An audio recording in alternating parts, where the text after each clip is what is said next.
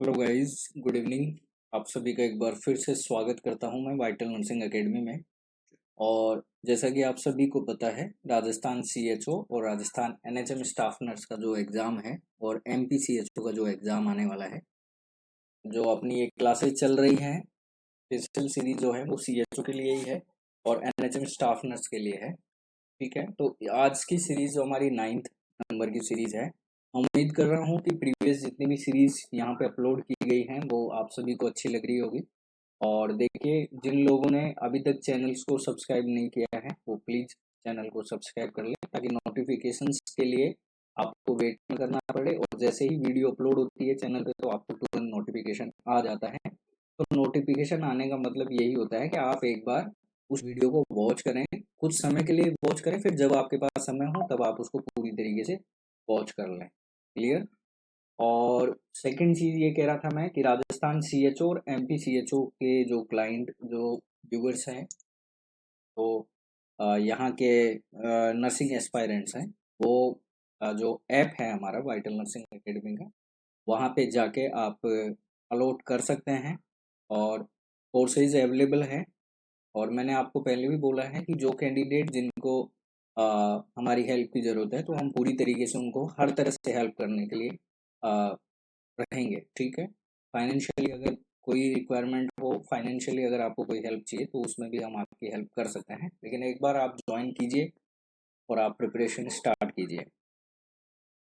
आज की सीक्वेंस की मैं बात करूँ तो आज के सीक्वेंस में लगभग, जैसे कि हमारी सीरीज में मैंने आपको बताया कि सीएचओ में जो फोकस टेबल जो सब्जेक्ट है एनएचएम में, वो ज़्यादातर क्या है, जैसे ओबीजी है, पीडिया है, कम्युनिटी है, और इसके अलावा जो वाइटल स्टैटिक स्ट्रैंड्स वगैरह हैं ये है। एनाटॉमी भी पूछी जा सकती है, प्रीवियस जो पेपर्स मैंने देखे हैं वहाँ से लगभग लगभग एनाटॉमी के भी क्वेश्चंस पूछे गए हैं। ठीक है, और फंडामेंटल के क्वेश्चंस तो हैं ही, क्योंकि बिना नर्सिंग अगर में अगर आप हैं तो फंडामेंटल तो आपके लिए बहुत ही ज़्यादा रहने वाली है हर एग्जाम में।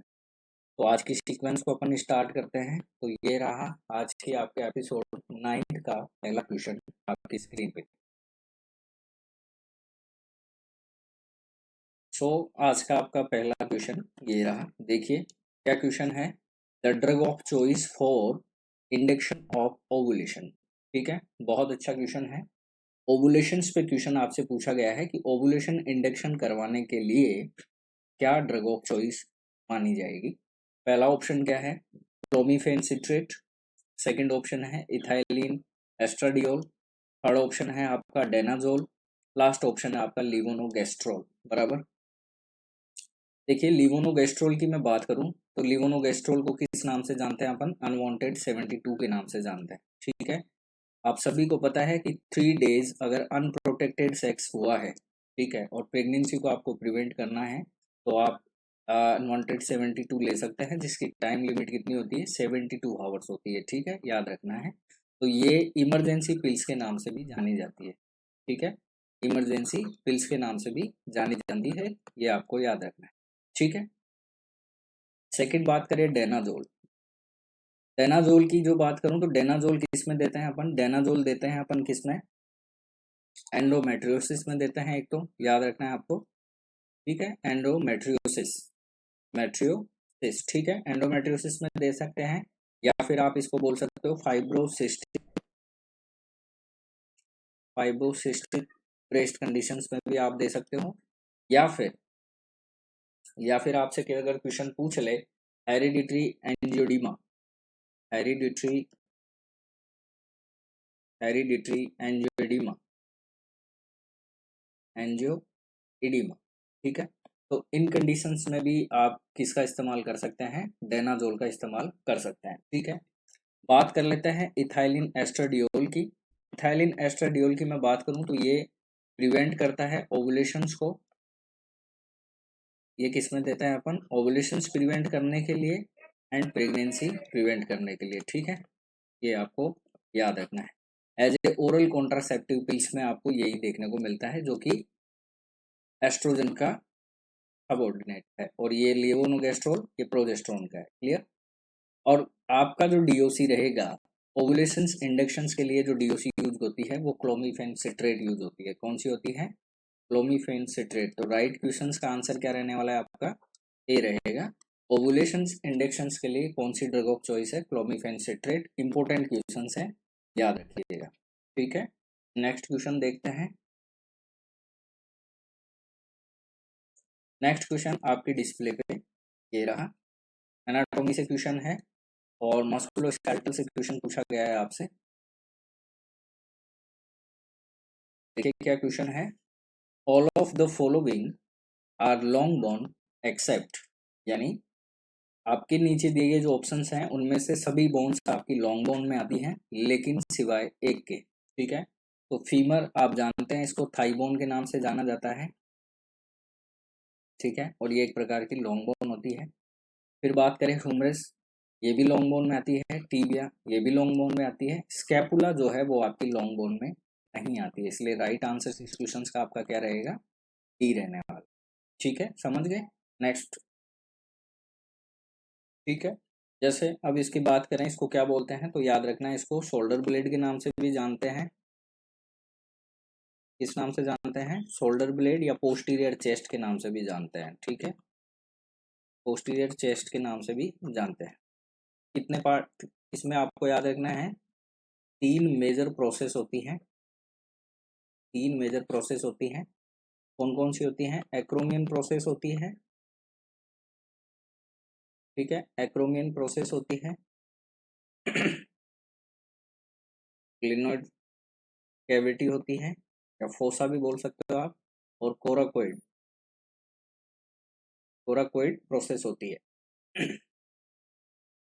ठीक है, तीन प्रोसेस होती है, ये आपको याद रखना है। बात करें टीबिया की, तो याद रखना है वेट बियरिंग बोन है। ठीक है, वेट बियरिंग बोन के नाम से इसको जाना जाता है, वेट बियरिंग बोन या शाइन बोन के नाम से भी जाना जाता है। अगर आपसे पूछे इसके शेप के बारे में, तो फ्लूट शेप होती है। कैसी शेप होती है, फ्लूट शेप होती है, फ्लूट के शेप जैसी होती है। ठीक है, ह्यूमरस की बात करूं, तो ह्यूमरस भी स्ट्रॉन्गेस्ट बोन है वो अपर लिम्ब की, याद रखना है। अगर आपसे पूछे most common site of fracture, ये क्वेश्चन आपसे पूछा जा सकता है, most common site of fracture,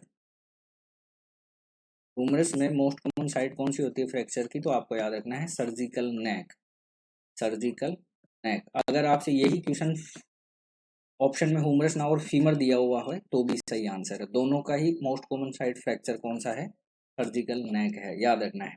लेकिन अगर आपसे क्वेश्चन पूछे कि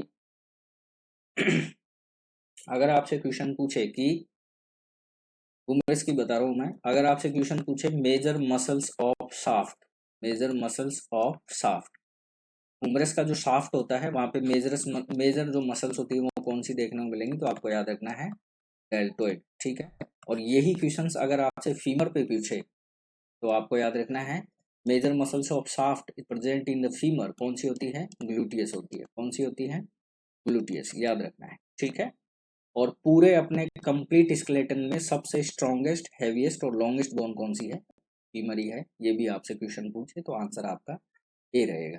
लेकिन यहाँ क्वेश्चन क्या पूछा था आपसे, लॉन्ग बोन सारी हैं, तो लॉन्ग बोन में फीमर भी है, ह्यूमरस भी है, टीबिया भी है, स्कैपुला जो है वो लॉन्ग बोन में नहीं आती है। ठीक है, तो राइट आंसर आपका इस क्वेश्चन का क्या रहेगा, डी रहने वाला। नेक्स्ट क्वेश्चन देखिए, बहुत अच्छा क्वेश्चन है और आई थिंक इसका आंसर तो आप सभी लोग जानते होंगे। पेसमेकर ऑफ हार्ट का क्वेश्चन पूछा गया है। नेचुरल पेसमेकर किसको बोला जाता है, या फिर पेसमेकर ऑफ हार्ट किसको बोला जाता है, तो आप सभी को पता है साइनो आर्टेरियल नोड को बोला जाता है, ऐसे नोड। ठीक है, याद रखना है। ठीक है, cyano atrial, cyano atrial node को बोला जाता है। ठीक है, ये आपको याद रखना है। एवी नोड का मतलब क्या हो गया, atrio ventricular node, atrio ventricular node. ठीक है, ये आपको याद रखना है। बंडल ऑफ हीज और प्रोटीन्स ऑफ फाइबर, ये कंडक्शन में काम आने वाले पार्ट्स हैं। ठीक है, इसके बारे में और बताऊं तो देखिए, जैसे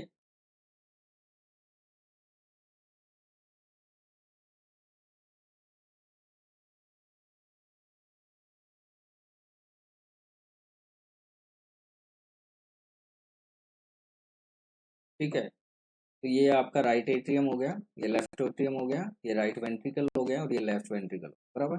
तो ऐसे नोड जो आपका प्रेजेंट होता है वो यहाँ होता है, ठीक है। एवी नोड जो होता है वो आपका यहाँ होता है, ठीक है। पुरकिंजे फाइबर्स जो हैं वो आपके वेंट्रिकल्स में प्रेजेंट होते हैं, ठीक है। और बंडल ऑफ हिंज वो आपके वेंट्रिकुलर सेप्टम्स में प्रेजेंट होते हैं, ठीक है। तो ये तो हो गए आपके ऐसे नोड, ठीक है। ऐसे नोड नाम किसने दिया? तो लेविस थॉमस ने दिया था, सॉरी, लेविस थॉमस ने क्या नाम दिया था ऐसे नोड को? पेसमेकर दिया था, याद रखना है। ये जो नाम आप पढ़ रहे हैं पेसमेकर ऑफ हार्ट ऐसे नोड, ये लेविस थॉमस ने दिया था, ठीक है। ये हो गया आपका एवी नोड, ठीक है। और ये आपके हो गए पुरकिंजे फाइबर, ठीक है, पुरकिंजे फाइबर। और ये आपके हो गए bundle of His, bundle of His, ठीक है। पहली बात। दूसरी बात, लोकेशंस मैंने आपको बता दी है। ऐसे नोड की जो लोकेशन है वो राइट एट्रियम में है। एवी नोड की जो लोकेशन है वो इंट्रा वेंट्रिकल, जो वेंट्रिकल है इसमें इंट्रा ऑर्टियल सेप्टम, ठीक है। दोनों ऑर्ट्रियम के बीच का जो पॉइंट है यहाँ पे एवी नोड होता है, तो इसकी लोकेशन कहाँ रहेगी? इंट्रा ऑर्ट्रियल सेप्टम पे, ठीक है, इंट्रा ऑर्ट्रियल सेप्टम पे, याद रखना, ठीक है। और ऐसे नोड की राइट एट्रियम में रहेगी। बंडल ऑफ हिज की बात करूं, ठीक है, बंडल ऑफ हिज की बात करूं तो ये इंट्रा वेंट्रिकुलर सेप्टम पे होती है, इंट्रा वेंट्रिकुलर सेप्टम पे, ठीक है, ठीक है, इंट्रावेंट्रिकुलर सेप्टम पे, ठीक है। और आपके लास्ट बच गए पुरकिंजे फाइबर, ये कहाँ रहेंगे? तो ये रहेंगे inside of ventricles, inside of ventricles, ठीक है। अब यहाँ से अलावा आपसे क्वेश्चन क्या पूछे जा सकते हैं? ये कंडक्शन सिस्टम का पार्ट है, ठीक है, हार्ट के। अब यहाँ से इंपॉर्टेंट क्वेश्चन आपसे क्या पूछे जा सकते हैं? पल्स प्रोडक्शन रेट पूछी जा सकती है। कौन सा पार्ट कितनी इम्पल्स को प्रोडक्ट करता है, ये आपसे क्वेश्चन पूछा जा सकता है। तो देखिए, ऐसे नोड जो है वो कितनी इम्पल्स प्रोडक्ट करता है 1 मिनट के अंदर? तो आपको याद रखना है ये करता है 60 से लेके 100 बीट्स पर मिनट पे, ठीक है। बात करें एवी नोड की, एवी नोड करता है आपका 40 से लेके 60 बीट्स पर मिनट, ठीक है, याद रखना है। एवी नोड कितनी करता है? 40 से 60 इम्पल्स प्रोडक्ट करता है 1 मिनट के अंदर, ठीक है। और पुरकिंजे फाइबर कितनी करता है? 20 से 30 बीट्स पर मिनट पे। और बंडल ऑफ हिंज भी आपका 20 से 30 पर मिनट पे करता है, ठीक है, याद रखना है। क्लियर हो गया? चलिए अभी नेक्स्ट क्वेश्चन देखते हैं आपका। समझ गए ना? इस क्वेश्चन का राइट आंसर आपका क्या रहने वाला है? ऐसे नोड, साइनोआर्ट्रियल नोड। और इसको पेसमेकर जो नाम दिया गया वो लेविस थॉमस के द्वारा दिया गया था। नेक्स्ट क्वेश्चन देखिए। नेक्स्ट क्वेश्चन क्या है? Endocrine gland present in the base of brain, ये क्वेश्चन है। एंडोक्राइन ग्लैंड बतानी है आपको, जो प्रेजेंट होती है कहाँ पे? बेस ऑफ ब्रेन के, ब्रेन के जो बेस में प्रेजेंट होती है। तो कौन सी होती है? थायराइड, पिट्यूटरी, पेंक्रियाज या पैराथायराइड? बराबर, पैराथायराइड। क्या आंसर रहने वाला है इस क्वेश्चन का, बताइए। एंडोक्राइन ग्लैंड जो प्रेजेंट होती है बेस ऑफ ब्रेन के, कौन सी होती है? तो ना ही थायराइड होती है, ना ही पेंक्रियाज होती है, ना ही पैराथायराइड होती है। कौन सी होती है? पिट्यूटरी होती है। तो राइट आंसर आपका इसका क्वेश्चन का क्या रहने वाला है? बी रहने वाला है, ठीक है। अब बात कर लेते हैं बाकी सबके लोकेशंस की, बात कर लेते हैं कौन कहाँ प्रेजेंट होती है, ठीक है। तो मैं बात करूँ थायराइड की, थायराइड कहाँ प्रेजेंट होती है? तो थायराइड होती है आपकी front of neck, front of neck just behind, sorry just below, behind नहीं आएगा, just below Adam apples, just below Adam's apple, ठीक है, जो किसके पार्ट है? क्लैरिंग्स, ठीक है, याद रखना है। और मतलब आप ये बोल सकते हो कि विंड पाइप जो होती है, ट्रैकिया जो होता है, वहां पे ये प्रेजेंट होती है, ठीक है, दो लोब में प्रेजेंट होती है। बात करें फिर पैराथायरॉयड की, तो पैराथायरॉयड जस्ट आपको याद रखना है पी शेप्ड, या फिर आप ओवल शेप्ड भी बोल सकते हो। पी शेप्ड या ओवल शेप्ड होती है, ठीक है, बटरफ्लाई जैसी दिखती है ये बटरफ्लाई, और पिंक कलर की होती है। कैसी होती है? पिंक कलर की होती है, ठीक है, पिंक कलर की होती है, याद रखना है, ठीक है।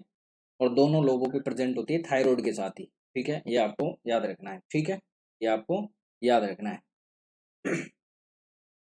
याद रखना है, ठीक है। फिर बात कर लेते हैं पेंक्रियाज की। पेंक्रियाज कहाँ होता है? तो behind the stomach, behind the stomach, जिसके राइट साइड में कौन है? ड्यूडिनम, राइट साइड में ड्यूडिनम होगा, लेफ्ट साइड में कौन होगा? स्प्लीन होगा, और बिहाइंड द स्टोमक प्रेजेंट होती है। ठीक है, राइट साइड में ड्यूडिनम है और लेफ्ट साइड में स्प्लीन है, याद रखना है। तो इस क्वेश्चन का आपका राइट आंसर ये रहेगा कि पिट्यूटरी जो ग्लैंड होती है वो बेस ऑफ ब्रेन में जो है प्रेजेंट होती है। ठीक है, दो पार्ट्स होते हैं इसके, एंटीरियर और पोस्टीरियर। ठीक है, बहुत इंपॉर्टेंट ग्लैंड है ये। नेक्स्ट देखिए, the plasma protein that maintains oncotic pressures, बहुत इंपॉर्टेंट क्वेश्चन है और बहुत ही अच्छा क्वेश्चन है। ठीक है, बहुत इंपॉर्टेंट भी है, बहुत अच्छा क्वेश्चन भी है, काफी एग्जाम्स में पूछा गया है।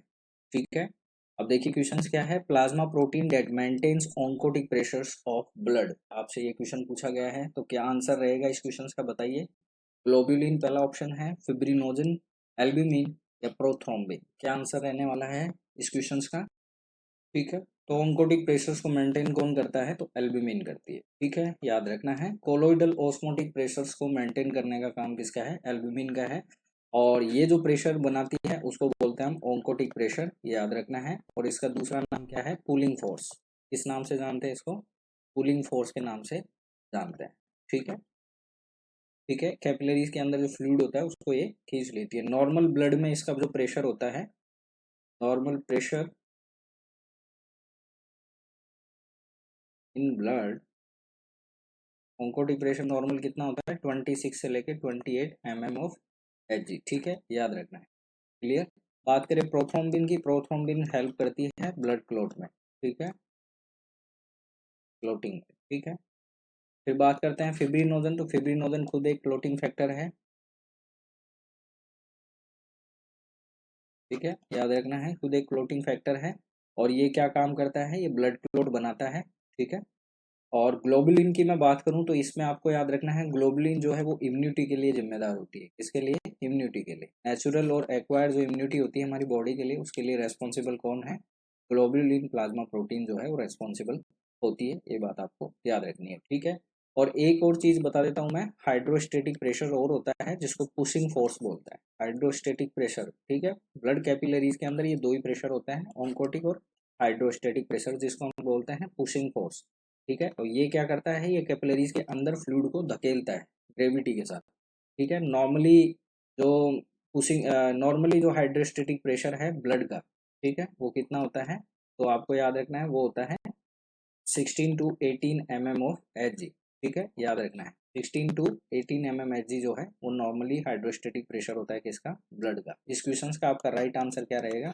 सी, एल्बुमिन प्लाज्मा प्रोटीन जो है वो oncotic pressure, colloidal osmotic pressures को क्या करती है? मेंटेन करती है, ये बात आपको ध्यान रखनी है। ठीक है, और इसकी कमी हो जाती है ना, तब आपको क्या देखने को मिलता है?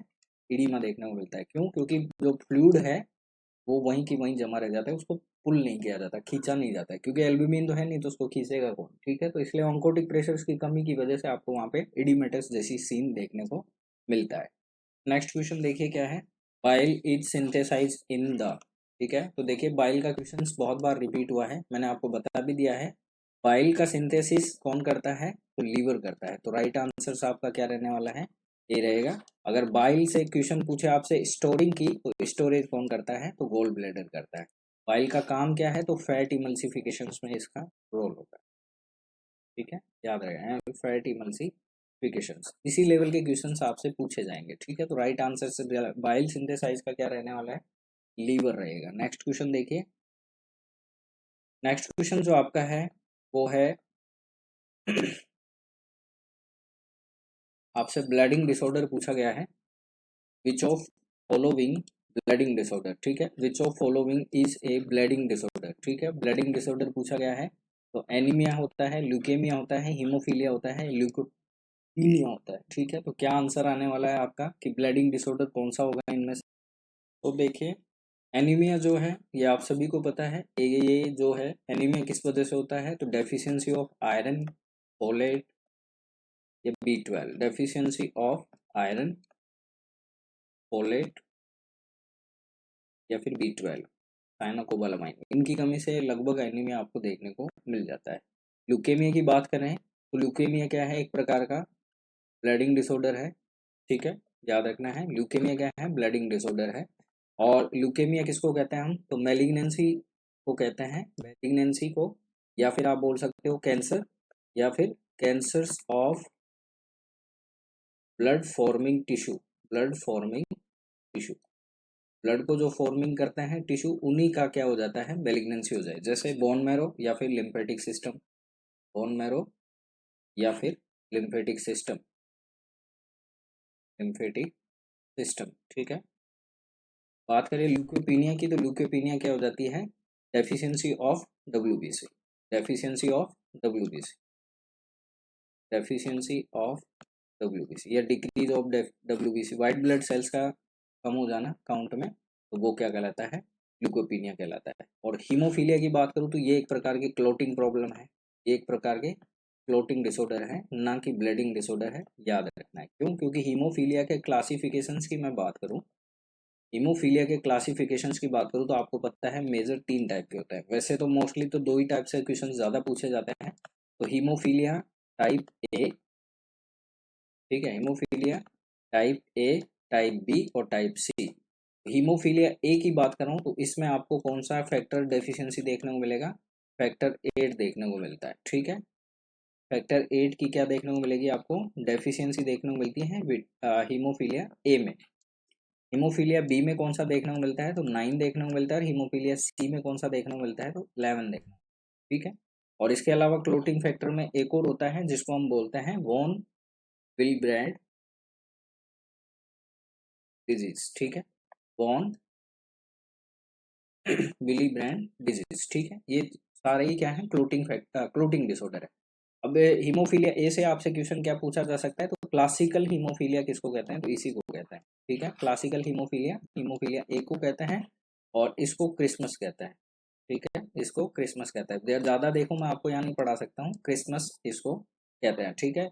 यहाँ से आपसे क्वेश्चन ये पूछा जा सकता है कि हीमोफीलिया में कैरियर का रोल प्ले कौन करता है, ये क्वेश्चंस बहुत इंपॉर्टेंट है। हीमोफीलिया में कैरियर का रोल प्ले कौन करता है, ये क्वेश्चंस पूछा गया है बहुत बार, याद रखना है। फीमेल जो है वो इसकी कैरियर होती है, ठीक है, फीमेल जो है वो इसकी कैरियर होती है, ना कि मेल, ये आपको याद रखना है, ठीक है। तो आपको याद रखना है, एक करेक्शन तो ये हो गया, हमेशा आपको याद रखना है पुराने जो एग्जाम्पल थे उनमें हीमोफीलिया को ब्लीडिंग डिसऑर्डर माना गया है, जो कि गलत आंसर है। क्लोटिंग डिसऑर्डर में आपका राइट आंसर हीमोफीलिया होगा। ब्लीडिंग आंसर आपका पूछे तो ल्यूकेमिया जो है, इसको ब्लड कैंसर भी कहते हैं, तो ये आपका यहाँ पे राइट होने वाला है, क्योंकि हीमोफीलिया किस कैटेगरी में आता है, क्लोटिंग फैक्टर की कमी की वजह से होता है ये, इसलिए इसको क्लोटिंग डिसऑर्डर माना गया, ठीक है, याद रखना है। काफी जगह एग्जाम्पल में इसको हीमोफीलिया को ही राइट माना है, लेकिन अब ये राइट आंसर नहीं है, haemophilia is a clotting disorder, right answer, ठीक है। तो राइट आंसर इस क्वेश्चन का आपका रहेगा ल्यूकेमिया। नेक्स्ट क्वेश्चन देखिए,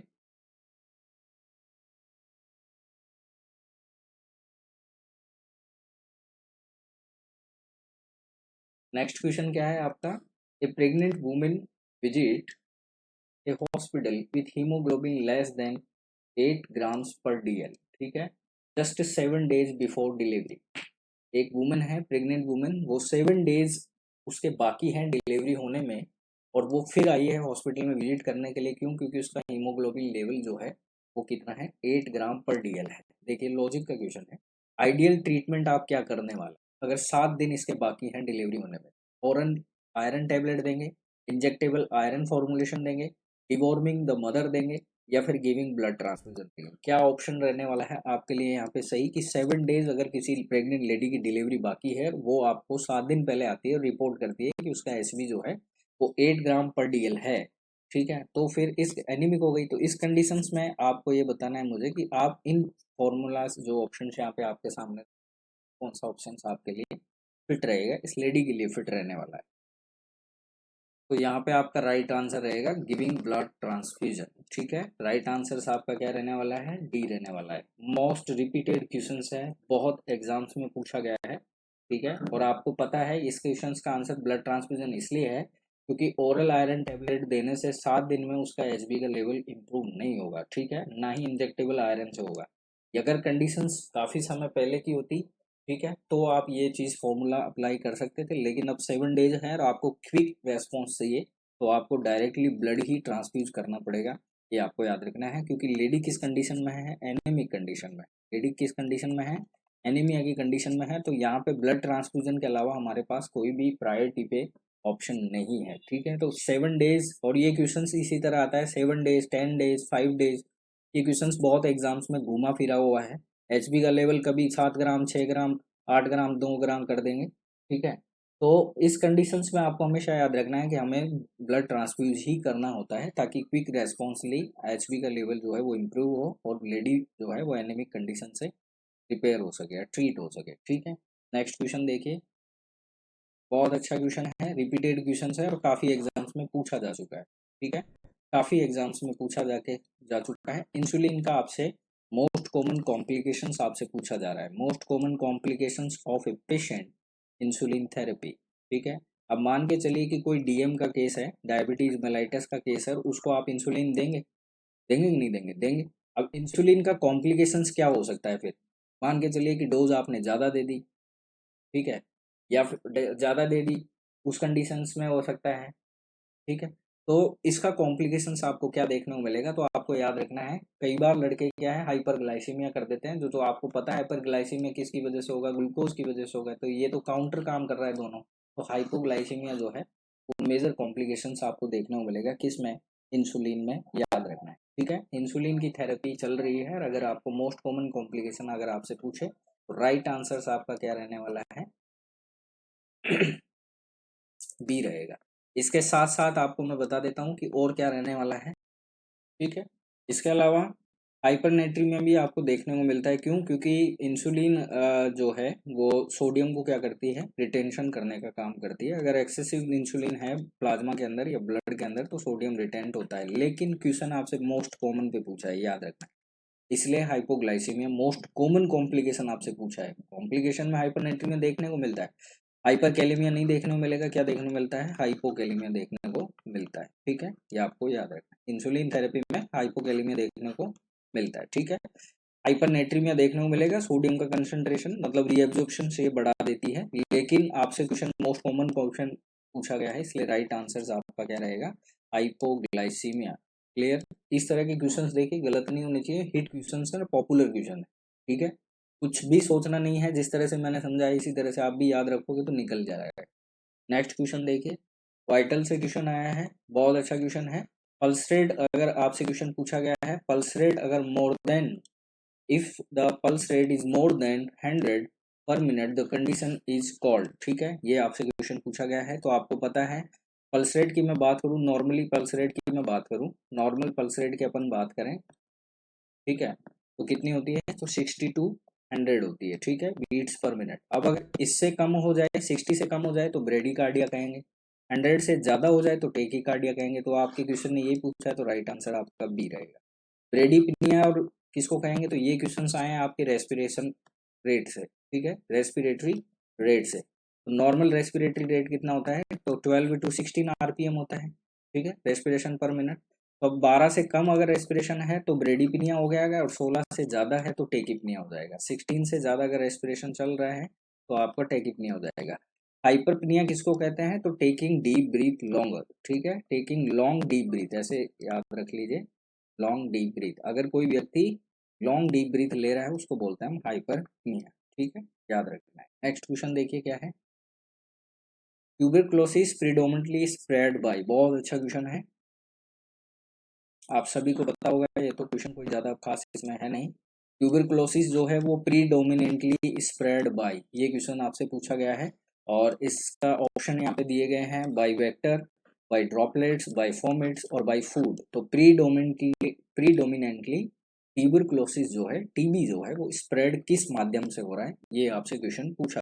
तो इस क्वेश्चन का आपका राइट आंसर क्या होने वाला है, तो आपको पता है ट्यूबरक्लोसिस जो है वो किससे फैलती है, ड्रॉपलेट से फैलती है। किससे फैलती है, ड्रॉपलेट से फैलती है। ठीक है, और ड्रॉपलेट्स में भी 0.5 माइक्रोन का अगर ड्रॉपलेट्स है तो ये जाहिर सी बात है लंग्स में क्या हो जाएगा, नीचे चला जाता है, डाउन चला जाता है। ठीक है, तो ड्रॉपलेट्स यहाँ पे आपका राइट आंसर रहने वाला है। ठीक है, ना ही ये वेक्टर से फैलता है फॉमिट से, ना ही फूड से फैलता है। ठीक है, याद रखना है। तो ट्यूबरक्लोसिस जो है वो स्प्रेड होती है ड्रॉपलेट इन्फेक्शन से। ठीक है, और ठीक है, तो मैंने आपको बता दिया है ड्रॉपलेट्स अगर 0.5 माइक्रोन से या फिर इससे कम है तो फिर ये क्या हो जाता है, आराम से एंगल मतलब इनहेल कर सकता है और ये एल्वुलाई में जा सकता है। ठीक है, याद रखना है। नेक्स्ट क्वेश्चन देखिए, बहुत अच्छा क्वेश्चन है। Oral vaccine is use to prevent, question आपका आया है ओरल वैक्सीन जो है वो यूज टू प्रिवेंट, तो ओरल वैक्सीन जो है वो यूज की जाती है किसके प्रिवेंशन के लिए, तो ट्यूबरकुलोसिस ऑप्शन है, मम्स ऑप्शन है, मीजल्स ऑप्शन है और पोलियो ऑप्शन है। ठीक है, तो आप सभी को पता है ओरल पोलियो वैक्सीन। ठीक है, तो ओरल पोलियो वैक्सीन यहाँ पे आपका राइट आंसर रहने वाला है डी। ओरल पोलियो वैक्सीन जो है वो किससे आपका प्रिवेंशन करता है, तो पोलियो से प्रिवेंट करता है। ठीक है, याद रखना। ठीक है, और एक होती है आईपीवी, लेकिन वो इंजेक्टेबल है। ठीक है, मम्स मीजल्स ये भी इंजेक्टेबल है। ठीक है, ट्यूबरकुलोसिस में भी इंजेक्टेबल है। इन्फ्लुएंजा में जो है वो इंट्रानेजल है, याद रखना है। क्वेश्चन अगर आपसे पूछे कि इंट्रानेजल स्प्रे जो वैक्सीन आती है वो किसके लिए आती है, तो इन्फ्लुएंजा के लिए आती है। किसके लिए आती है, इन्फ्लुएंजा के लिए आती है, याद रखना है। ठीक है, ये क्वेश्चन अगर आपसे पूछे तो भी आपको याद रखना है। ठीक है, और ओरल में और कौन सी आती है, रोटा आती है। कौन सी आती है, रोटा आती है, रोटा वैक्सीन। ठीक है, ये भी आपको याद रखना। क्लियर है। नेक्स्ट क्वेश्चन देखिए, रोटा वायरस किसके लिए देता है अपन, डायरियल डिजीज को प्रिवेंशन करने के लिए देता है। ठीक है, नेक्स्ट क्वेश्चन देखिए क्या है, hospital dressing are best dispose by, बहुत अच्छा क्वेश्चन है। यस्टरडे ही मैंने आपको बीएमडब्ल्यू पढ़ाया है और उससे क्वेश्चन ये पूछा गया है, हॉस्पिटल की जो ड्रेसिंग्स होती है उनको बेस्ट डिस्पोजल किस माध्यम से आप कर सकते हैं, तो बर्निंग, बॉइलिंग, डंपिंग या ब्यूरिंग, गड्ढा खोद के गाड़ देने का, उसको बोलते हैं ब्यूरिंग। ठीक है, तो बर्निंग होता है, बॉइलिंग होता है, क्या आंसर रहने वाला है इसका बताइए, बर्निंग रहेगा, बॉइलिंग रहेगा, डंप। ठीक है, तो हॉस्पिटल ड्रेसिंग की बेस्ट डिस्पोज मेथड जो है वो इम्पोर्टेंट क्वेश्चन है, ये बहुत इंपॉर्टेंट। ठीक है, बर्निंग रहती है। कल ही मैंने आपको बताया था incineration is the best disposal method for the hospital setting waste. ठीक है, तो इंसिनरेशन जो है, बर्निंग जो है वो हॉस्पिटल ड्रेसिंग का बेस्ट डिस्पोजेबल मेडिसिन रहे वो मेथड रहेगा। ठीक है, नेक्स्ट क्वेश्चन देखिए, कंफ्यूज होना ही नहीं है। ठीक है, तो राइट आंसर क्या रहने वाला आपका, ए रहेगा। नेक्स्ट क्वेश्चन देखो, चिकन पॉक्स से क्वेश्चन आया है, चेचक जिसको बोला जाता है, chicken pox is cause by, बहुत अच्छा क्वेश्चन है। Chicken pox is cause by, तो आप सभी को पता है चिकन पॉक्स जो है वो किसकी वजह से होता है, वायरस की वजह से होता है। किसकी वजह से होता है, वायरस की वजह से। तो ये तीनों ऑप्शन ही आपके क्या हो गए, गलत हो गए। ठीक है, तो वायरस यहाँ पे आपका राइट आंसर रहने वाला है। अब बात कर लेते हैं चिकन पॉक्स पे। ठीक है, चिकन पॉक्स पे बात करें तो चिकन पॉक्स में आपको देखिए ध्यान रखने वाली कौन कौन सी बातें हैं जो इम्पोर्टेंट है। ठीक है, तो आपको याद रखना है चिकन पॉक्स का जो वायरस है उसका नाम क्या है, पहले क्वेश्चन तो आपसे ये पूछा जा सकता है, तो वेरिसिला जोस्टर, वेरिसिला वेरिसिला जोस्टर वायरस। ठीक है, वेरिसिला जोस्टर वायरस। क्लियर। उसके बाद में बात करें या फिर आप बोल सकते हो human herpes virus third, human herpes virus third. ठीक है, ये भी आप बोल सकते। सेकंड बात कर लेते हैं, देखिए यहाँ से अभी इससे क्वेश्चन आपसे क्या क्या पूछा जा सकता है। सेकंड आपसे पूछा क्या जा सकता है, इंक्यूबेशन पीरियड पूछा जा सकता है, इंक्यूबेशन पीरियड पूछा जा सकता है,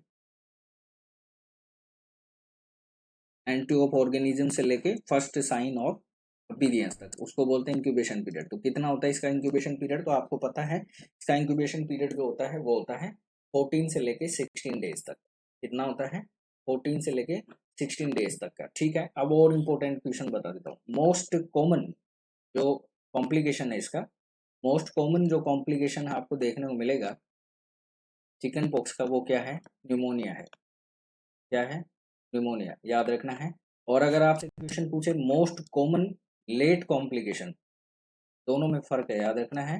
मोस्ट कॉमन लेट कॉम्प्लिकेशन अगर आपसे पूछे चिकन पॉक्स का, तो याद रखना है सिगेल्स। क्या है, सिगेल्स। ठीक है, ये तो हो गई बात यहाँ की। अब बात कर लेते हैं, यहाँ से क्वेश्चन आपसे पूछे जाते हैं रेसेस पे। किस पे पूछे जाते हैं, रेसेस पे, और रेसेस में कंपटीशन में इसके कौन है, स्मॉल पॉक्स, कौन है, स्मॉल पॉक्स। तो आपसे क्वेश्चन क्या पूछा जाएगा, दो पॉइंट ही आपको याद रखना है। एक तो यहाँ पे dew drop like appearance rashes आपको देखने को मिलेंगे, किसमें, चिकन पॉक्स में, जबकि यहाँ ऐसा नहीं देखने को मिलता है। दूसरा, प्लियोमॉर्फिज्म यहाँ पे प्रेजेंट होती है, प्लियोमॉर्फिज्म आपको यहाँ पे रेसेस में प्रेजेंट देखने को मिलेगी, ठीक है, ये आपको याद रखना है। तीसरा, इसमें सेंट्रीपिटल डिस्ट्रीब्यूशन होता है, यानी सबसे पहले आपको कहाँ देखने को मिलेंगे, ट्रंक पे देखने को मिलेगा, और यहाँ पे सेंट्रीफ्यूगल देखने को मिलता है, यहाँ पे सेंट्रीफ्यूगल डिस्ट्रीब्यूशन देखने को मिलता है। और प्लियोमॉर्फिज्म यहाँ पे नहीं प्रेजेंट होती है, प्लियोमॉर्फिज्म यहाँ पे नहीं प्रेजेंट होती है, प्लियोमॉर्फिज्म जो है वो यहाँ पे नहीं प्रेजेंट होती है, ये बात आपको याद रखनी है, ठीक है। प्लियोमॉर्फिज्म क्या होती है, रेसेस की ऑल स्टेजेस, ठीक है, रेसेस की ऑल स्टेजेस उनको हम क्या बोलते हैं, प्लियोमॉर्फिज्म बोलते हैं। वो कौन कौन सी होती हैं, जैसे मैक्यूल्स, पैप्यूल्स, वेसिकल्स और स्कब्स, या फिर आप बोल सकते हो क्रस्ट, ठीक है। तो ये स्टेजेस आपको सारी किसमें देखने को मिलेंगी, चिकन पॉक्स में देखने को मिलती हैं, स्मॉल पॉक्स में ये नहीं देखने को मिलती है, ठीक है, ये आपको याद रखना है। क्लियर हो गया, ये आपको याद रखना है। तो लगभग लगभग जो क्वेश्चन यहाँ से पूछे जा सकते थे वो मैंने आपको बता दिए, जहाँ पे कंफ्यूजन हमेशा ज़्यादा देखने को मिलता है, ठीक है। और एक चीज़ और मैं बता देता हूँ, 3 स्टेज में ये होता है, प्री इरप्टिव, इरप्टिव, ठीक है, और कन्वाल्सेंट, बराबर। तो इरप्टिव जो स्टेज होती है ना, सेकेंड स्टेज जो इरप्टिव होती है, इरप्टिव जो स्टेज होती है उसमें आपको ये सब चीज़ें देखने को मिलेंगी, ठीक है। इरप्टिव स्टेज में ये आपको सब चीज़ देखने को मिलती है, क्लियर। तो इस क्वेश्चन का आपका राइट आंसर क्या रहने वाला है कि चिकन पॉक्स जो है वो वेरिसिला जोस्टर वायरस से स्प्रेड होता है या कोज होता है, ठीक है। नेक्स्ट क्वेश्चन देखिए, बहुत अच्छा क्वेश्चन है, वैक्सीन से क्वेश्चन आया है आपसे। पीपीटी जो वैक्सीन है, पीपीटी वैक्सीन जो है वो प्रोटेक्ट करती है अगेंस्ट ऑल एक्सेप्ट, आपसे क्वेश्चन पूछा गया है, इंपॉर्टेंट क्वेश्चन है, काफी एग्जाम्स में पूछा गया है, प्रीवियस एनएचएम एग्जामों में। डिप्थीरिया, पोलियो, टिटनेस और पर्टुसिस। तो आप सभी को पता है डीपीटी जो है वो 3 ट्राइवेलेंट होती है, तो डिप्थीरिया भी उसमें प्रेजेंट होता है, टिटनेस भी होता है, पर्टुसिस भी होता है, पोलियो नहीं होता है, क्योंकि पोलियो के लिए कौन सी है, ओपीवी है और आईपीवी है, ठीक है, याद रखना है। ये लाइव है, ओपीवी जो है और आईपीवी जो है वो किल्ड है, ठीक है, ये आपको याद रखना है, ठीक है। और डीपीटी भी कौन सी है, किल्ड वैक्सीन में ही आती है, ठीक है, किल्ड वैक्सीन में आती है। लेकिन टीटी अगर आपसे सिंगल पूछे तो ये टॉक्सॉइड वैक्सीन का एग्जाम्पल है, ठीक है, टॉक्सॉइड वैक्सीन का एग्जाम्पल कौन है, टिटनस, टॉक्सॉइड, बराबर, टीटी। लेकिन डीपीटी अगर अपन सिमिलरली देखेंगे तो डीपीटी किस में आएगी, किल्ड वैक्सीन में आएगी, ये आपको याद रखना है, ठीक है। तो इसमें डिप्थीरिया, टिटनस और पर्टुसिस तीनों ही प्रॉब्लम्स के प्रिवेंशन देखने को मिलता है, ये बात आपको याद रखना है, ठीक है। एक क्वेश्चन और मैं बता देता हूँ, डीपीटी में वो कौन सी वैक्सीन है जो न्यूरोलॉजिकल मतलब इम्पैक्ट डालती है या न्यूरोलॉजिकल इफेक्ट डालती है, तो आपको याद रखना है वो कौन सी है, पर्टुसिस है, याद रखना है क्वेश्चन। और अगर किसी को पर्टुसिस से ऐसे न्यूरोलॉजिकल इम्पैक्ट हुए हैं तो नेक्स्ट टाइम उस व्यक्ति को आपको डीटी ही देना है, ना कि आपको पर्टुसिस, डीपीटी देना है, याद रखना है, याद रखना है, क्वेश्चंस बहुत इंपॉर्टेंट है। डीपीटी में वो कौन सी वैक्सीन है जो न्यूरोलॉजिकल इम्पैक्ट डालती है बच्चों में, या न्यूरोलॉजिकल इम्बैलेंस कोज करती हो या सिम्टम्स कोज करती हो, तो उन व्यक्तियों को आपको याद रखना है डीटी ही वैक्सीन दिया जाएगा, पी नहीं दिया जाएगा, ठीक है, ये आपको याद रखना है, इंपॉर्टेंट क्वेश्चन है। इस क्वेश्चन का आपका राइट आंसर क्या रहेगा, पोलियो, बी, डीपीटी में पोलियो नहीं आता है, ठीक है। नेक्स्ट क्वेश्चन देखें, नेक्स्ट क्वेश्चन देखिए क्या है, बहुत अच्छा क्वेश्चन है, टीबी से क्वेश्चन आया है आपका। और क्या क्वेश्चन पूछा गया है टीबी से, drug use to treat tuberculosis, आपसे क्वेश्चन पूछा गया है, drug use to treat tuberculosis. तो अमोक्सिसिलिन है, क्लोवेनफेरिकोल है, रिफाम्सिन है और सिप्रोफ्लॉक्सासिन है, ठीक है। तो आपको मुझे ये बताना है, इंपॉर्टेंट क्वेश्चन है, टीबी के लिए कौन सी ड्रग यहाँ पे इस्तेमाल होने वाली है, ये आपसे क्वेश्चन पूछ। तो ट्यूबरक्लोसिस के ट्रीटमेंट के लिए कौन सी दवा यूज करते हैं, तो रिफाम्सिन यूज करता है, तो राइट आंसर आपका क्या रहने वाला है, सी रहेगा, ठीक है। अब बात कर लेते हैं थोड़ी बहुत ट्यूबरक्लोसिस के बारे में। तो ट्यूबरक्लोसिस किसकी वजह से होती है, तो माइकोबैक्टीरियम ट्यूबरकुलाई, माइकोबैक्टीरियम ट्यूबरकुलाई, बराबर। और इसमें स्टेन कौन सा यूज होता है? एसिड फास्ट स्टेन यूज होता है, इसलिए इसको एसिड फास्ट बेसिलाई भी बोला जाता है। एसिड फास्ट बेसिलाई भी बोला जाता है, ठीक है। कोच बेसिलाई भी बोला जाता है, क्या नाम से? कोच बेसिलाई भी बोला जाता है, ठीक है। फिर बात कर लेते हैं इसके ट्रीटमेंट की, ठीक है। इंक्यूबेशन पीरियड की मैं बात करूं, ठीक है, इंक्यूबेशन पीरियड की मैं बात करूं तो 3 साल से लेके 5 साल तक का इसका इंक्यूबेशन होता है, लॉन्ग होता है, याद रखना है, लॉन्ग होता है, ठीक है, याद रखना है। 3 साल से 5 साल तक का इसका इंक्यूबेशन पीरियड रहेगा, लॉन्ग रहेगा, ठीक है। ड्रॉपलेट, ठीक है, ड्रॉपलेट्स इन्फेक्शन ही है, रेस्पिरेटरी रूट से होता है। जैसे मैंने अभी आपको थोड़ी देर पहले ही बताया था कि 1 से लेके 5 माइक्रोन तक के जो ड्रॉपलेट्स होते हैं न्यूक्लियाई, वो क्या हो जाते हैं, इंसर्ट हो जाते हैं एल्वुलाई के अंदर, और फिर वो क्या है, मतलब इन्फेक्शन कोज करते हैं, ठीक है। एक क्वेश्चन और मैं आपको बता देता हूँ, इसमें आपको गोन्स कॉम्प्लेक्स और रैंके कॉम्प्लेक्स भी देखने को मिलते हैं। गोन्स कॉम्प्लेक्स और रैंके कॉम्प्लेक्स भी आपको देखने को मिलते हैं। अगर आपसे क्वेश्चन पूछे गोन कॉम्प्लेक्स और रैंक कॉम्प्लेक्स किस, रैंके कॉम्प्लेक्स, तो आपको याद रखना है अपर रेस्पिरेटरी ट्रैक में आपको देखने को मिल जाएंगे, ठीक है। अपर रेस्पिरेटरी में आपको देखने को मिल जाएंगे गोन कॉम्प्लेक्स और रैंकी कॉम्प्लेक्स, ठीक है, टीबी में ही देखने को मिलता है। नेक्स्ट बात कर लेते हैं अब इसके ट्रीटमेंट की, ठीक है, ट्रीटमेंट की। ट्रीटमेंट आप सभी को पता है, इसमें डॉट्स चलती हैं। Direct observation treatment of short cause, ये भी क्वेश्चन पूछा गया है। डायरेक्ट ऑब्जर्वेशन,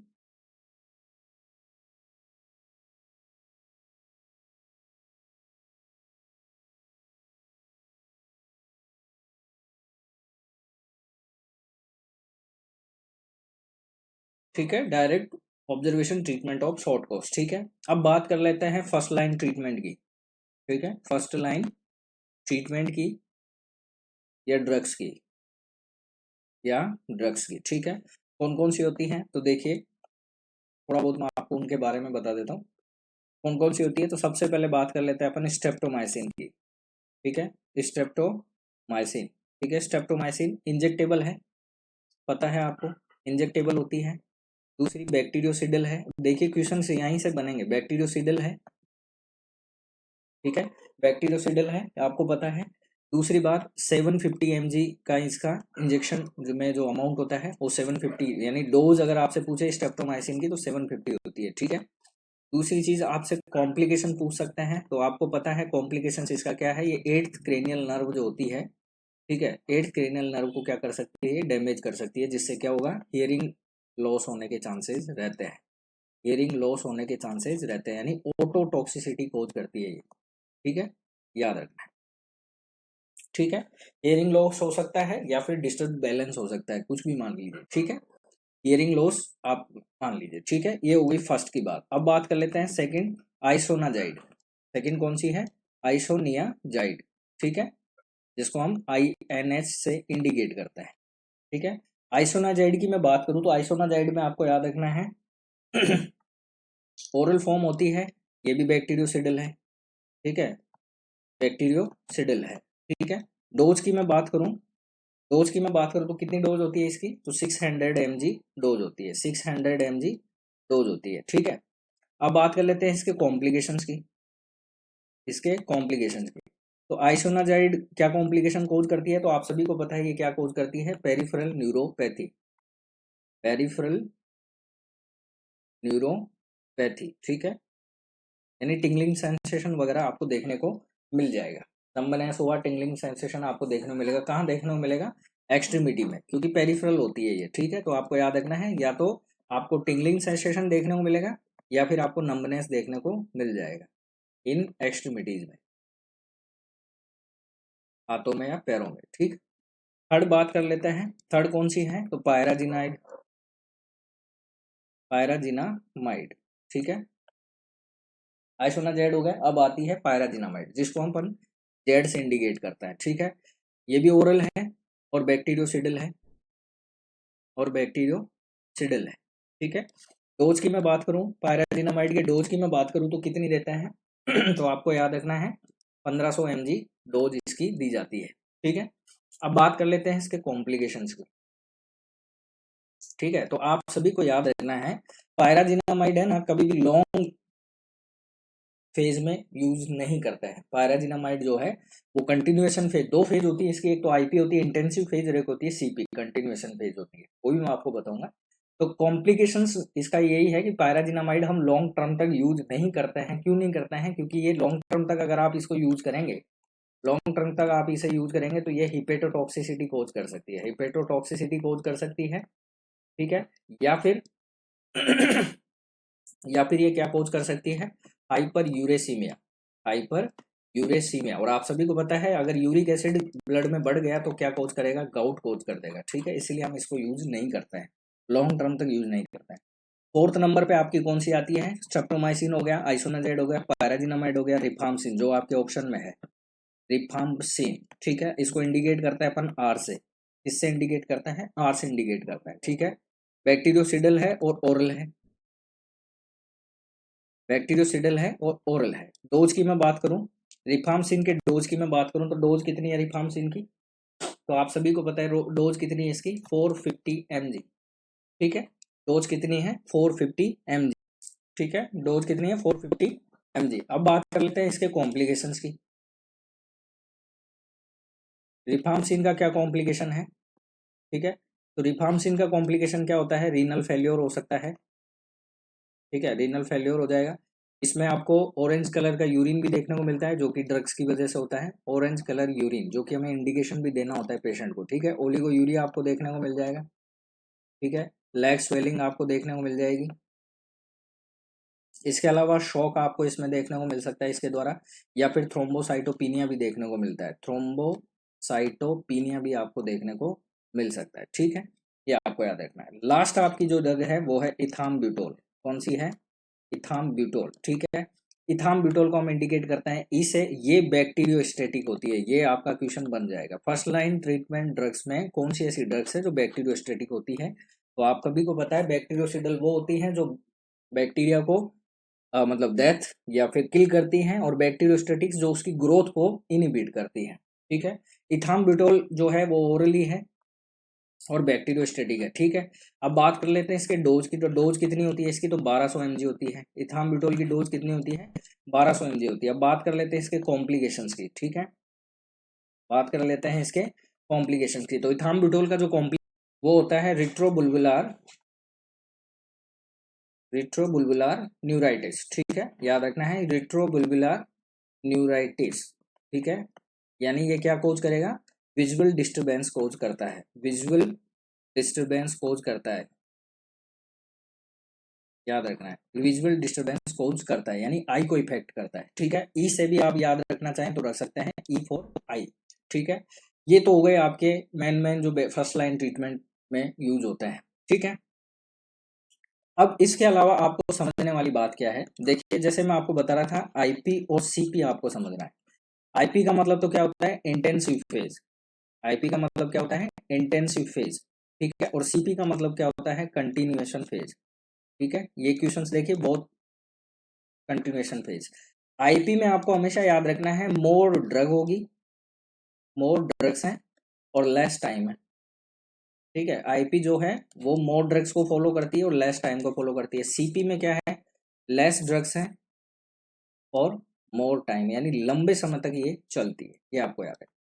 फिर फिक्स डोज कॉम्बिनेशंस आ गया है, फिक्स डोज कॉम्बिनेशन जिसको अपन क्या बोलते हैं? एफडीसी।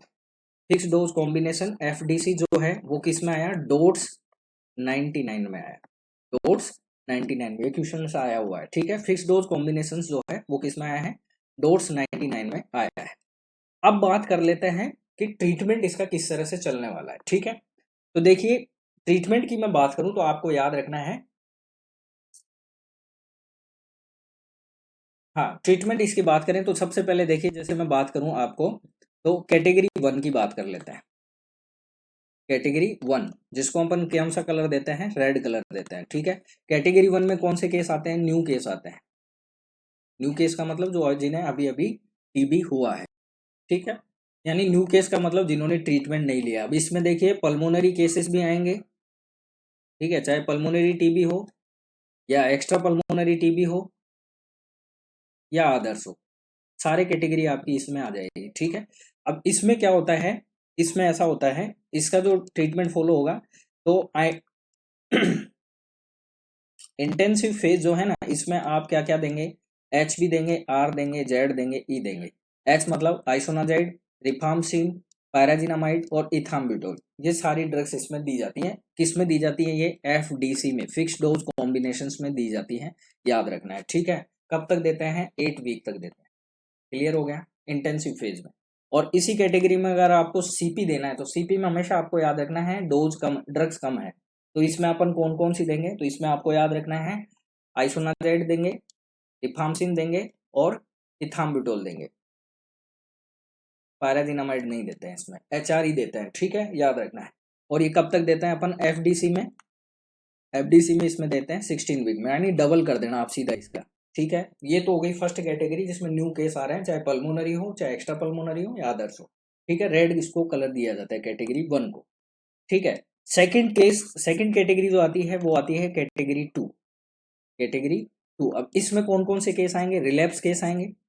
रिलैप्स केस का मतलब क्या होता है, ऐसे केस जो क्योर हो चुके हैं लेकिन फिर से दोबारा अकरेंस हो गया है, या फिर फेलियर केस आएंगे इसमें। फेलियर केस कैसे होता है, एंड ऑफ ट्रीटमेंट फिर भी टीबी क्या है, पॉजिटिव है, तो वो क्या हो गए, फेलियर केसेस हो गए। तो रिलैप्स केस, फेलियर केस, इसमें सब कैटेगरी वाले आ जाएंगे। इसको कौन सा कलर दिया गया, ब्लू कलर दिया गया, ठीक है। इसको कौन सा कलर दिया गया है, ब्लू कलर दिया गया है, ठीक है। इसमें देखिए आईपी, अब इंटेंसिव फेज में इसमें आपको क्या देना है, तो इंटेंसिव फेज में आप इसमें देंगे क्या क्या, आइसोनाजाइड देंगे, रिफार्मसिन देंगे और पैराजिनामाइड देंगे और इथाम्बुटोल देंगे। कब तक देंगे, तो आपको याद रखना है कब तक देते हैं, 12 वीक तक देते हैं, फिक्स्ड डोज कॉम्बिनेशन में, ठीक है। इसके अलावा स्ट्रेप्टोमाइसिन भी दिया जाता है, ठीक है, स्ट्रेप्टोमाइसिन भी दिया जाता है। बात कर लेते हैं सीपी की। सीपी जो है कंटिन्यूएशन फेज, कंटिन्यूएशन फेज में आप क्या देने वाले हैं, तो मैंने आपको बोला था इसमें ड्रग्स कम हो जाती हैं, तो एचआरई, आइसोनाजाइड, रिफार्मसिन और इथाम्बुटोल, ये कब तक देंगे अपन यहाँ पे, तो यहाँ पे देंगे अपन 20 वीक तक। कब तक देंगे, 20 वीक तक देंगे, फिक्स डोज कॉम्बिनेशन, ठीक है। ये दो कैटेगरी हो गई जो पूछी जाती है ज्यादातर। अब आ जाती है एमडीआर टीबी के लिए, multi drug resistance, MDR TB. इसका नाम क्या है, multi drug resistance, multi drug resistance, यानी ऐसी टीबी जो मल्टी ड्रग्स को क्या कर चुकी है, रेजिस्ट कर चुकी है। तो एमडीआर टीबी जो आती है वो किस में आती है, कैटेगरी 4 में। किस में आती है, कैटेगरी 4 में, कैटेगरी 4 में। अब कैटेगरी 4 में जो चेंजेस हुए हैं, ठीक है, तो इंटेंसिव फेज में, ठीक है, और आपका कंटिन्यूएशन फेज में, ठीक है। तो एमडीआर टीबी में कौन सा देंगे, तो देखिए इसमें देते हैं अपन कैनामाइसिन केएम, ठीक है, कैनामाइसिन, लीवोफ्लॉक्सिसिन एलवीएक्स, ठीक है, लीवोफ्लॉक्सिसिन। इसके अलावा और कौन सा देते हैं इथियोनामाइड, ठीक है, साइक्लोसेरिन और पायराजिनामाइड और इथाम्बुटोल, ठीक है। और ये कब तक देते हैं अपन, 6 to 12 मंथ तक देते हैं, ठीक है। और 6 to 12 मंथ तक देते हैं इंटेंसिव फेज में, बराबर। और कंटिन्यूएशन फेज में मैं बात करूं, तो कंटिन्यूएशन फेज में आपको याद रखना है लीवोफ्लॉक्सिसिन, एलवीएक्स, इथियोनामाइड, ठीक है, लीवोफ्लॉक्सिसिन, इथियोनामाइड, साइक्लोसेरिन, ठीक है, और इथाम्बुटोल। और ये कब तक देते हैं अपन, तो ये आपको याद रखना है 18 to 20 मंथ, ठीक है। लेकिन आपको याद रखना है ये जो ट्रीटमेंट है इसको 24 मंथ तक भी ले जाया जा सकता है, और एक्सटेंड इसको करना हो तो 27 मंथ तक भी एक्सटेंड कर सकते हैं, ठीक है। ये आपको याद रखना है, ये एमडीआर टीबी के लिए है, ठीक है। और एमडीआर टीबी हो या एक्सडीआर टीबी, दोनों ही कैटेगरी 4 और 5 में आती हैं, ठीक है, याद रखना है, ठीक है। तो ये जो मेरा पढ़ाने का पर्पज जो आपके पास ये था, इसका पर्पज ये था, कैनामाइसिन जो है ना, ये इंजेक्टेबल है, याद रखना है, कैनामाइसिन जो है वो इंजेक्टेबल है, और ये कुछ टाइम तक ही देंगे फिर इसको बंद कर देता है, इंजेक्टेबल होने की वजह से इसको बंद कर दिया जाता है, ठीक है। तो इसके अलावा इंपॉर्टेंट क्वेश्चंस और क्या है, जो न्यू ड्रग्स ऐड हुई हैं, ये भी क्वेश्चंस पूछा जा सकता है, जो न्यू ड्रग्स ऐड हुई हैं टीबी के लिए, ठीक है, वो कौन कौन सी हैं, तो बेडाक्विन है, आप सभी को पता होगा, बेडाक्विलिन, ठीक है, बेडाक्विलिन, ठीक है, जिसकी एक टैबलेट जो है वो 100 mg की आती है, इसलिए हम इसको 400 mg डोज देते हैं। कितनी देते हैं? 400 mg की डोज देते हैं। एक टैबलेट 100 mg की आती है बेडाल्क्विन की। और दूसरी कौन सी है? टेलामेनिड। दूसरी कौन सी है? टेलामेनिड, या फिर आप इसको क्या बोल सकते हो? प्रिटोमेनिड। प्रिटोमेनिड भी बोल सकते हो। और ये कितनी डोज होती है? 200 mg की डोज में होती है। ठीक है, याद रखना। क्वेश्चंस गलत नहीं होना चाहिए। पूरा टीबी का आपका ट्रीटमेंट जो बनता था वो मैंने पढ़ा दिया है, और वो इसीलिए पढ़ाया है मैंने आपको ताकि आपका कंफ्यूजन क्लियर हो जाए। देखिए एनएचएम का एग्जाम है, इसलिए टीबी से क्वेश्चंस तो बनना ही बनना है, ये तो क्लियर है। अब आपसे क्वेश्चंस कुछ भी बने, बाकी टीबी पढ़ना इतना आसान नहीं है। टीबी बहुत बड़ा टॉपिक है, 2 से 3 घंटे का लेक्चर टीबी पे ही हो जाए, इतना बड़ा टॉपिक है, बल्कि ज्यादा ही हो जाए। लेकिन फिर भी मैंने इसलिए आपको पढ़ा दिया कि एक क्वेश्चन आया हुआ था, तो मैं सोच रहा था कि ये चीजें आपकी क्लियर होना बहुत जरूरी है। और इसमें ट्रीटमेंट पे क्वेश्चंस बहुत ज्यादा पूछे जाते हैं, कुछ भी पूछ सकते हैं आपसे। डोज पूछ लें, ड्रग पूछ लें, कॉम्प्लिकेशन पूछ लें, या फिर अभी जो एमडीआर के लिए क्या चेंज हुआ है, ये सब चीजें आपको क्लियर होनी चाहिए। इसलिए ये क्वेश्चंस मैंने आपका क्लियर करवा दिया है। मैं उम्मीद करता हूँ कि आपका ये क्वेश्चंस कभी भी गलत नहीं होना चाहिए, और राइट आंसर इस क्वेश्चन का आपका सी रहने वाला है। नेक्स्ट क्वेश्चन देख लेते हैं। ये देखिए ओआरएस का क्वेश्चन आ गया है, जो मैंने प्रीवियस आपकी सीरीज में पढ़ा भी चुका हूँ मैं आपको। ठीक है, और अभी सिंपल आपसे क्वेश्चन पूछा है कि ओआरएस ओरल रिहाइड्रेशन जो सॉल्यूशन होता है उसमें मेनली क्या होता है? तो सोडियम और फ्रक्टोज नहीं होते हैं, कैल्शियम ग्लूकोज ये भी नहीं होता है, कैल्शियम फ्रक्टोज नहीं होता है, सोडियम और ग्लूकोज होते हैं मेनली। ठीक है, ये आपको याद रखना है। तो राइट आंसर इस क्वेश्चन का आपका क्या रहने वाला है? डी रहेगा। नेक्स्ट क्वेश्चन देखिए। और ओआरएस की अब ऑस्मोलरिटी को घटा दिया गया है। ठीक है, ये भी आपको याद रखना है, 245 कर दिया गया है अब। नेक्स्ट क्वेश्चन देखिए क्या है। Dengue fever is transmit by mosquito of species. बहुत अच्छा क्वेश्चन है। ठीक है, और ये मैंने सोल्व भी करवाया था आपको पहले। तो डेंगू हो, चिकनगुनिया हो, येलो फीवर हो, सारे किससे फैलते हैं? एडिस एजिप्टी से। इसलिए राइट आंसर आपका क्या रहेगा? ए रहेगा। एनोफिलीज जो है, एनोफिलीज से कौन कौन से फैलते हैं? तो मलेरिया और फाइलेरिया फैलते हैं। ठीक है, ये आपको याद रखना है। ठीक है, क्यूलेक्स से कौन फैलता है? तो जापानीज एनसेफेलाइटिस फैलता है। कौन सा फैलता है? Japanese encephalitis, JE. ठीक है, और एनोफिलीज से मलेरिया और फाइलेरिया। नेक्स्ट क्वेश्चन देखिए, बहुत अच्छा क्वेश्चन आया है। ठीक है, लेप्रोसी, ये भी लॉन्गर इंक्यूबेशन पीरियड में फॉलो होती है। ठीक है, जैसे आपका ट्यूबरकुलोसिस होता है, ऐसे ही Hansen disease is the other name. तो आप सभी को पता है लेप्रोसी को हम क्या बोलते हैं? हैंसन डिजीज के नाम से जाना जाता है। इसलिए राइट आंसर आपका इस क्वेश्चन का क्या रहने वाला है? डी रहेगा। क्या रहेगा? डी रहने वाला है। याद रखना है, कंफ्यूज नहीं होना है। ठीक है, अगर आपसे कोमा सेप्ड अगर आपसे पूछे कोमा सेप्ड कौन सा है, तो विब्रियो है। कौन सा है? विब्रियो। और ये क्वेश्चन किससे पूछा जाएगा आपसे? कोलेरा से पूछा जा सकता है। ठीक है, याद रखना है। ठीक है, ट्यूबरकुलोसिस के बारे में तो अभी अपन ने डिस्कस कर ही लिया है। ठीक है, नेक्स्ट क्वेश्चन देखिए।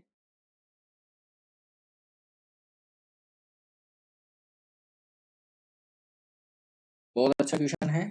नेक्स्ट क्वेश्चन आपसे क्या पूछा गया है? Sexually transmitted disease include all in expect. STD आपसे क्वेश्चन पूछा गया है। एसटीडीज पे सेक्सुअली ट्रांसमिटेड जो डिजीज है, तो वो कौन कौन सी डिजीज हैं जो इंक्लूडेड हैं, लेकिन एक छोड़ के। तो सिफिलिस है, गोनोकोकल इन्फेक्शन है, एड्स है, और टाइफॉइड है। तो क्या आंसर रहने वाला है? ठीक है, तो देखिए कौन कौन सा है। तो एसटीडी में सिफिलिस भी आता है, गोनोकोकल इन्फेक्शन भी आता है, एड्स भी आता है, टाइफॉइड जो है वो नहीं आता है। ठीक है, साल्मोनेला टाइफॉइड की वजह से टाइफॉइड जो है इसको किस नाम से जाना जाता है? एंटेरिक फीवर के नाम से भी जाना जाता है। याद रखना है, एंटेरिक फीवर के नाम से भी जाना जाता है। स्टेप लैडर के नाम से भी जानते हैं इसको। स्टेप लैडर फीवर के नाम से भी किसको जानते हैं? टाइफॉइड को जानते हैं। ठीक है, इसकी डायग्नोसिस का टेस्ट भी पूछा जाए तो आपको याद रखना है विडाल। कौन सा है? विडाल। पॉजिटिव एजेंट कौन है इसका? Salmonella typhi. Salmonella typhi. ठीक है, तो राइट आंसर आपका क्या रहेगा? डी रहेगा। बाकी सब सारे एसटीडीज है। नेक्स्ट क्वेश्चन देखिए क्या है। बहुत अच्छा क्वेश्चन आया है। स्नेलन चार्ट से आपसे क्वेश्चन पूछा गया है। स्नेलन चार्ट जो है वो इसको असेस करने के लिए यूज किया जाता है, या स्नेलन चार्ट जो है वो use to assess defect in. तो मैंने कल ही आपको यस्टरडे में पढ़ाया था, विजुअल एक्विटी अगर आपको देखनी है तो उसके लिए हम किसका उपयोग करते हैं? स्नेलन चार्ट का यूज करते हैं। तो वो किसके लिए करते हैं अपन? आई के डिफेक्ट को प्रेजेंट देखने के लिए। तो सी इसका राइट आंसर होने वाला है। ठीक है, सी इसका राइट आंसर होने वाला है। यस्टरडे सीरीज में मैंने आपको विजन 2020 के बारे में पूरा पढ़ाया है। ठीक है, तो याद रखना है। नेक्स्ट क्वेश्चन देखिए। आज के सेशंस का ये लास्ट क्वेश्चन होने वाला है आपका, और ये है आपके कॉन्ट्रासेप्शन से क्वेश्चन है। और मेरे हिसाब से बहुत इंपॉर्टेंट क्वेश्चन है, काफी एग्जाम्स में आपसे पूछा गया चुका है।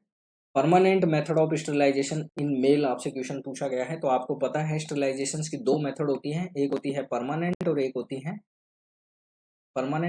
है टेम्पोररी। एक होती है टेम्पोररी, ठीक है। तो परमानेंट पूछिए आपसे मेल की, तो ठीक है, कंडोम यूज, ये कैसी है, टेम्पोररी है। ये कैसी मेथड है, टेम्पोररी। आईयूडी इंट्रायूटेराइन डिवाइस, ये भी कैसी है, टेम्पोररी मेथड है, ठीक है। वासेक्टोमी जो है वो परमानेंट मेथड है, किसकी, मेल की, याद रखना है। और वासेक्टोमी में जो कट लगाया जाता है, ठीक है, इसकी सर्जरी में क्या होता है, वॉश डिफरेंस जो होती है, वॉश डिफरेंस जो होती है, ठीक है, वॉश डिफरेंस क्या करती है, स्पर्म को कैरी करती है, स्पर्म को कैरी करती है कहाँ से, टेस्टिकल्स, कहाँ से, टेस्टिकल से कहाँ तक, यूरेथ्रा तक, ठीक है। तो वॉश डिफरेंस को क्या कर दिया जाता है, कट करके सील कर देते हैं, ठीक है। तो वॉसेक्टोमी क्या है, परमानेंट स्टेरिलाइजेशन मेथड होता है, किसका, मेल का। ट्यूबेक्टोमी की मैं बात करूं तो आपको याद रखना है परमानेंट स्टेरिलाइजेशन मेथड है, परमानेंट स्टेरिलाइजेशन मेथड है, ठीक है, परमानेंट स्टेरिलाइजेशन मेथड है, मेथड ऑफ फीमेल, ठीक है, याद रखना है। फीमेल का अगर स्टेरिलाइजेशन करना है परमानेंट तो फिर ट्यूबेक्टोमी करते हैं। ट्यूबेक्टोमी में फेलोपियन ट्यूब जो होती है, जिसको अपन ओविडक्ट बोलते हैं, फेलोपियन ट्यूब जो है, इसको कट करके और इसको सील कर दिया जाता है, ठीक है। या फिर आप ये बोल सकते हो नायलॉन थ्रेड यूज होता है, याद रखना है, नायलॉन के थ्रेड से इसको क्या कर दिया जाता है, नॉट कर दिया जाता है, ठीक है, याद रखना है, ठीक है। तो आप सभी जो व्यूअर्स जिन्होंने क्रॉस वॉच करी है उन सभी को बहुत बहुत धन्यवाद वाइटल नर्सिंग एकेडमी की तरफ से। और बात करें आगे, मैं उम्मीद करता हूं कि आज की क्लास आपको काफ़ी अच्छी लगी होगी, तो आप शेयर करना ना भूलें, और अगर अच्छी लगी है तो लाइक भी ज़रूर कीजिए, ठीक है।